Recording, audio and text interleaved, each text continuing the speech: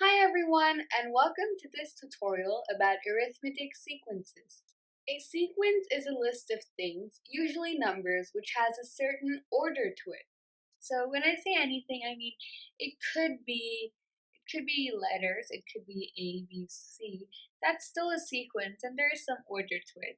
But it's usually, when we talk about it, it's in the sense of numbers. An arithmetic sequence in particular is one where we have a list of numbers and they either increase or decrease by a constant value.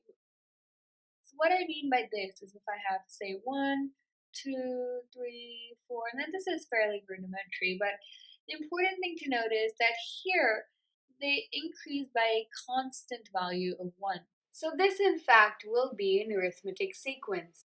I could have a decreasing sentence, I could have a sequence, I could have that, and here they again decrease by a constant value, so that would still be arithmetic. Now I could also have a fractional arithmetic sequence. I could have something like half, 1, 3 over 2, 2. Okay, so this again, it's a constant increase. So, whoops, 1 over 2. So that would still be arithmetic. Now, if I make up another sequence, something like 15, 17, 19, and 21, it only has 4 numbers, so that we would call a finite sequence. But if I have something like this, 1, 2, 3, 4, and then I have the dots indicating that this sequence goes on forever, then that would be an infinite sequence.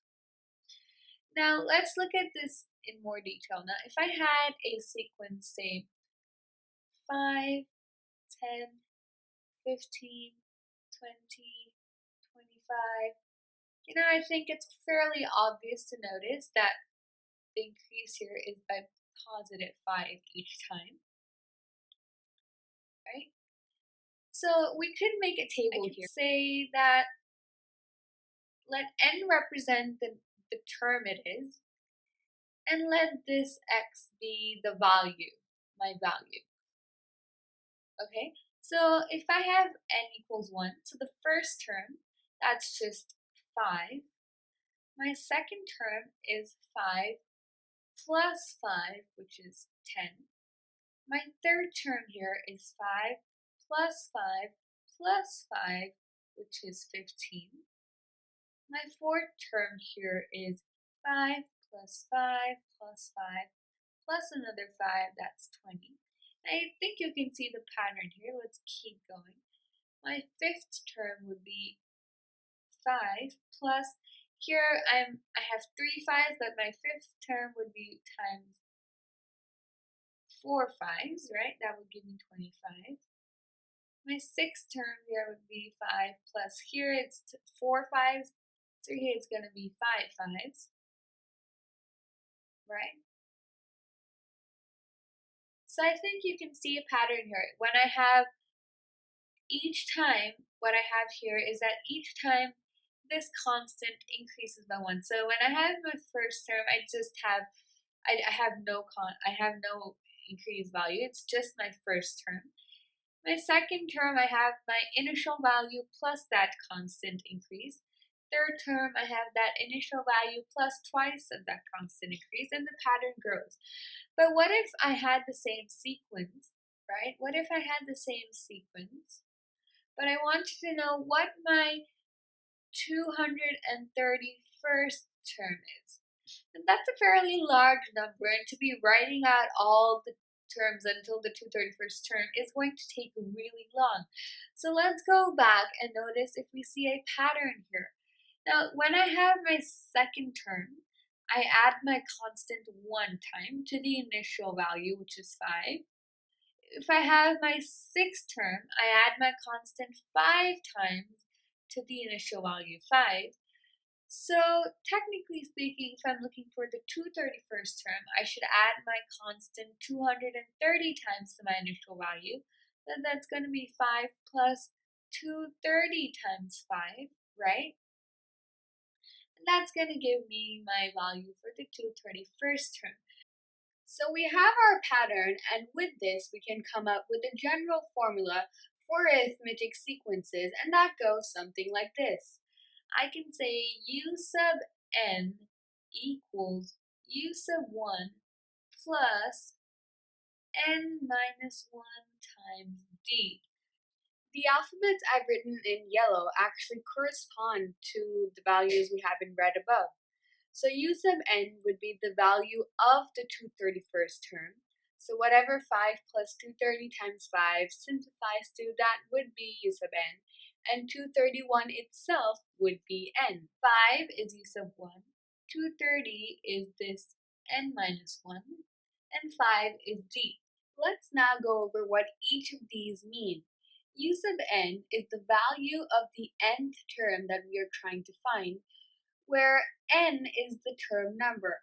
Here we're trying to find the 231st term, so u sub n stands for the value of the 231st term. Next we have u sub 1, which is the first term of the sequence. The first term of this sequence is 5, so u sub 1 would be 5. Next we have n minus 1. N, as we said, is the number of terms. Since we're dealing with the 231st term, n minus 1 would be 230. Finally, we have d, which is known as the common difference. This is the constant value by which the sequence either increases or decreases, and here that value is 5. With this understanding, let's move forward and try an easy example.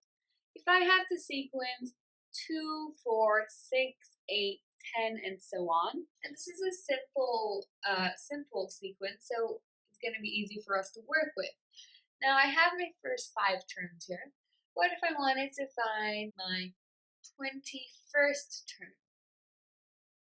Okay, so let's use our equation here. We have u sub n equals u sub 1 plus d times n minus 1. So u sub n is, I'm trying to find the 21st term, so we write it like that because n represents the term number. And u sub 1, my first term here is 2, plus my common difference, let's see, what happens to be 2 again. Now, let me tell you that it's a mere coincidence that in both these sequences, my common difference is equal to my first term, but that's definitely not necessary. In fact, I can start this sequence here with 4, and let's go ahead and do that. Let's say 4, 6, 8, 10, and I still want to find my 21st term, but of this new sequence. Well, my common difference still stays 2, but my u sub 1 would now change. Okay, my u sub 1 is going to be 4. So this is just to tell you that it is not necessary for the u sub 1 and d to be the same. In fact, that hardly ever happens. Okay, so my n, what I'm trying to find is 21st. So this 21st term minus 1. So that gives me u sub 21 equals 4 plus 2 times 21 is 120. We have u sub 21 equals 4 plus, well, 20 times 2 is 40. So my 21st term of this sequence, starting at 4, is going to be 44. Okay, so that's how you would use this equation to find the nth term. Thank you.